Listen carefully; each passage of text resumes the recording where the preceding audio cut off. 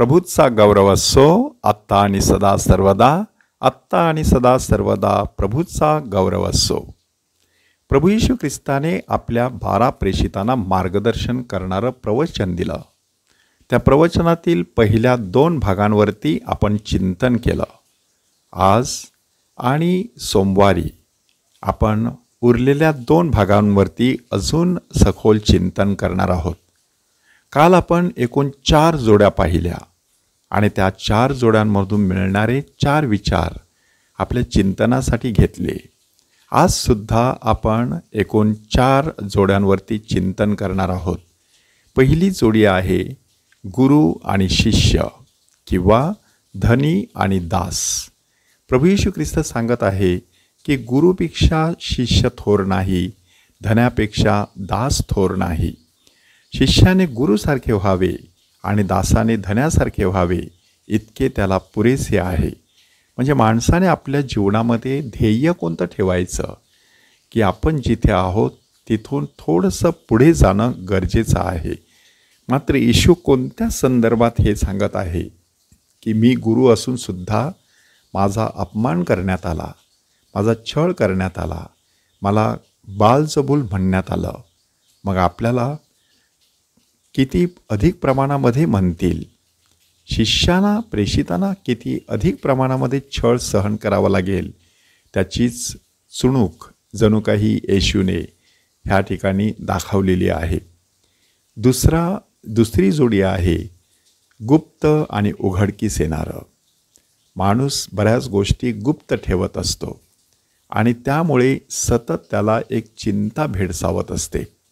परंतु प्रभू येशू ख्रिस्त सांगत आहे की गुप्त ठेवलेलं असं काहीच राहणार नाही, तर सर्व काही उघडकीस येणार आहे. तुम्हाला कानामध्ये जे काही सांगितलं जातं ते तुम्ही अगदी घराच्या गच्चीवरून घोषित करा. त्यानंतर तिसरी जोडी आहे भीती आणि श्रद्धा, की केवळ शरीराचा घात करतात त्यांची भीती तुम्ही बाळगू नका, तर शरीर आणि आत्मा ह्या दोहोंचा घात कराव्यास जो समर्थ आहे तो परमेश्वर, त्याची भीती बाळगायची आहे. त्याची भीती बाळगायची म्हणजे त्याच्यावरती श्रद्धा ठेवायची. आणि म्हणूनच येशू त्यांना सांगत आहे की तुमच्या पित्याच्या शब्दा वाचून एकही चिमणी खाली पडत नाही. त्याहीपेक्षा तुमचं मोल कितीतरी मोठं आहे. तुम्ही फक्त देवावरती विश्वास ठेवणं गरजेचं आहे.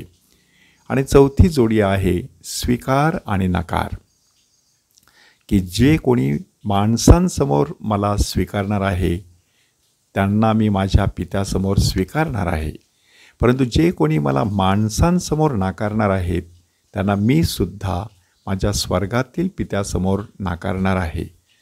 ह्या 4ही जोड्यांमध्ये 4 महत्त्वाचे संदेश दडलेले आहेत.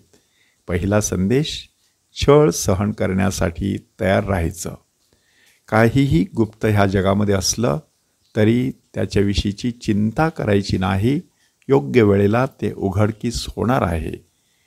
तिसरा महत्त्वाचा संदेश, भीती बाळगण्याऐवजी श्रद्धा बाळगायची.